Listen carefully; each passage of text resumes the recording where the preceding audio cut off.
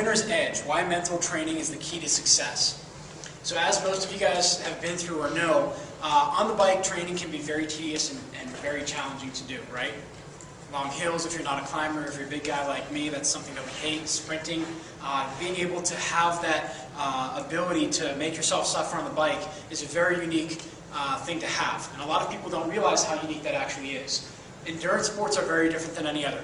Playing basketball, you're running up and down the court, you get tired, coach takes you out, and you get put back in. There are mentally tough games when you're going back and forth and you're having to grit it out. But on the bike, you're there for a reason, and that's because you choose to be. No matter how hard the race may be, that's something that you choose to be at and choose to be doing. So the mental training for endurance sports is very unique in that you guys are actually doing a little bit of it every single time that you're getting out and going to train.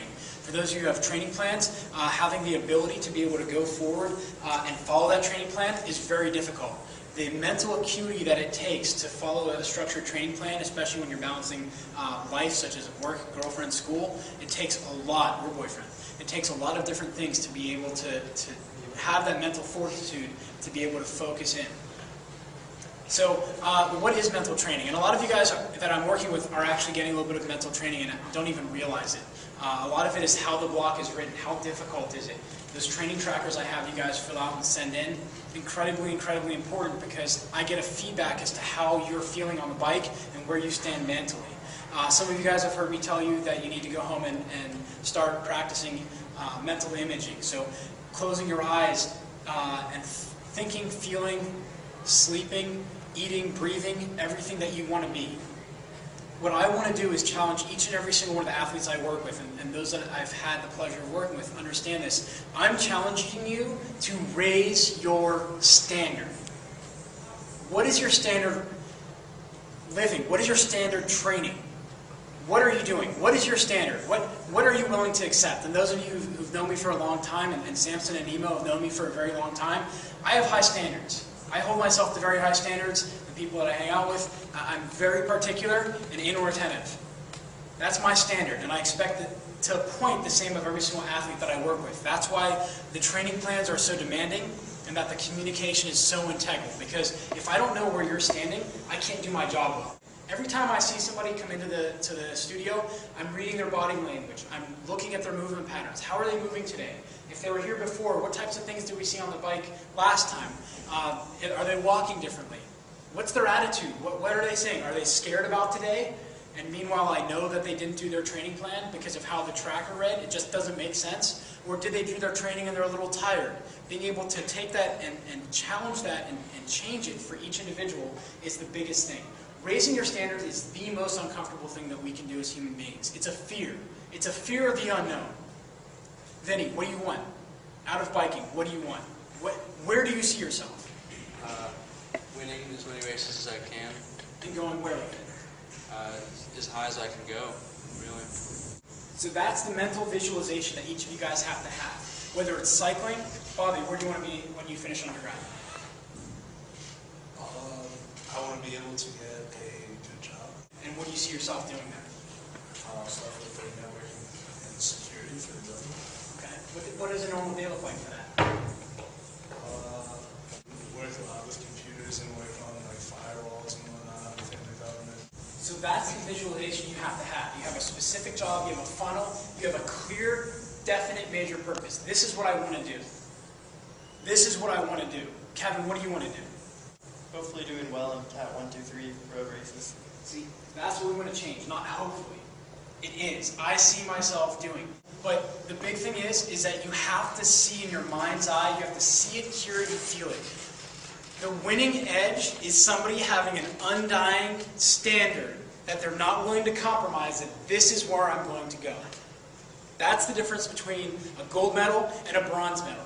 When you get to the Olympics and you get to international pro, the physiological differences are so minute, it comes down to mental. And I've been very fortunate to talk to a lot of elite coaches that have coached Olympians, that have coached national champions, and there's a mental edge that one has to have. They have to know, by year's end, I'm going to be a Cat 1 and I'm going to win that race. If you don't get there, it's not because you're a failure, it's because one of your rituals didn't add up, or someone else's rituals were better. And that's where you need to have a role model. for wherever your goal you want your goal to be. You have to have a role model. Who do you see? Who can you talk to who's done that? Who's been there and is 2 or 3 steps ahead at a high level? And how do you get in touch with them? A lot of people are scared to do that. So the mental edge is writing an email to Chris Carmichael and saying, hey, I'm a new coach in Pittsburgh and I want to learn a little bit from you. Quick question for you. What did you do with Lance when he first started with you? What was the major thing that you saw that would improve his abilities most? Did you do that? Huh? Did you do that? No. You can't be afraid to reach out. There's an author out there, Tim Ferriss, talks about this. Find a simple question that shows that you care and just cold call somebody. And you don't say, hey, is Mr. Armstrong there? It's going up to Lance Armstrong and saying, welcome back, Mr. Armstrong. It's nice to have you back here across Vegas. That I did. Yeah. And you know what he did? He looked in my eye and said, you know, you're the first person to sincerely say that. Thank you. I don't know the guy from, oh, I know the guy. I'm like, hey, but to have that role model and to have that mental acuity, to be able to have that confidence and say, this is where I'm going, this is what I'm going to do. That's the winning mental edge. Seeing yourself at the end of your steady states, at the end of your VO2 maxes, at the end of a race, people hanging off your wheel. We just did that today with Haley. Look at the picture, see the hill behind you, and pretend that you're racing. The finish is at the top, you got 3 people on your wheel, and you need to drop them. Having that mental edge, that's mental coaching. That's the most basic of mental coaching. Some of the things that I'm going to give to you guys as the pit team, you guys are going to get terms. And I'm going to ask each of you guys, it will just be posted on the Facebook. I want you guys to take 2 minutes out of your life, email me, what does this word mean to you? So aggressiveness would be the first one. We're just going to do A through D. We're just going to do 4. That's going to tell me about who you are and how we can help you better. A lot of individuals don't realize that, and I just posted this today, you are the limited edition of yourself. And this came to me this morning. I'm making my omelet. I have these tomatoes that I like to put in. And I just realized today the name of the company is Limited Edition. And the first, limited edition tomatoes. Really, yes, there's 40 tomatoes in there, the limited edition. And I'm sitting there thinking, what else is limited edition? Usually it's a sports card, like Ken Griffey Jr., rookie card, limited edition reprint, limited edition bike componentry. You are the limited edition of yourself. So why aren't you treating yourself like that? Why aren't you looking and saying, this is where I want to be? You have to believe it with everything that you have. The difference between success and failure, especially in bike racing, is millimeters. I'm going to take something from Tony Robbins. He's talking about his golf swing. The difference between a trajectory of 275 yards and 100 yards is millimeters at the head of the club. In a bike race, Samson experienced this at PA States last year. What's the difference between second and third? A few millimeters of a tire length. And not giving up. Having that undying belief, I can beat this person. You have to have that focus and the ability to say, I am worth it, I am equal to it, and these are the rituals that I need to have to get there. I need to get up at 5 o'clock, get my ass on the trainer every day. I need to get my workout in. I need to make sure that I'm in bed by 11 so I can sleep 6 hours. Not on the phone, not on the computer, not looking at my TV. I need to get into a ritual that will allow me to get to that point. That's the mental edge. The people who find themselves in success or winning 90% of the time have rituals. You get to a level, collegiate basketball, I'm going to harp on that. That's a lot of experience I've had in high school. I've coached a lot of really, really talented high school players. The ones who went to collegiate and beyond are the ones who believe, this is where I belong. This is what I believe in. This is where I'm going. Every morning, eat, sleep, drink, hoop. This is where I'm going. And that's what you have to have for yourselves. And the mental edge, again, in the end of your workouts, when it's hard, you need to picture, where are you in your race season? Who beat you last year? What team did you dislike most? Or what team do you always want to beat? Miguel. Stevens. Miguel Enduri. But the thing is again, you are a limited edition. You have to treat yourself like one. You have to be kind to your body, make sure you're fueling it properly, and you're letting it rest and recover. And that's the hard part for anybody and anything that we do. But the point is that the rest and recovery is the point where you guys are getting stronger, but you have to fuel yourself. And it's not just fueling yourself physically, it's fueling yourself mentally. You need to pretend, and this is, you're all going to laugh, you need to pretend that there are two little stoic British guards with the big hats and the rifles that are guarding your eyes and your ears. We are a passive society. We take in TV, we take in magazines, we take in what other people say. The people that I see that have extremely huge amounts of talent and don't go anywhere, and I've seen this at the high school and collegiate basketball levels, people are talking around them and they believe it. This player had a horrible game, he's done, he's not going to make it in the league. As soon as you hear that, it drips in, it seeps in, it's evil.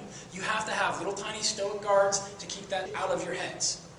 If somebody says, oh, you had a bad race, no, I didn't, he just beat me. He had a better day than I did. It didn't go my way.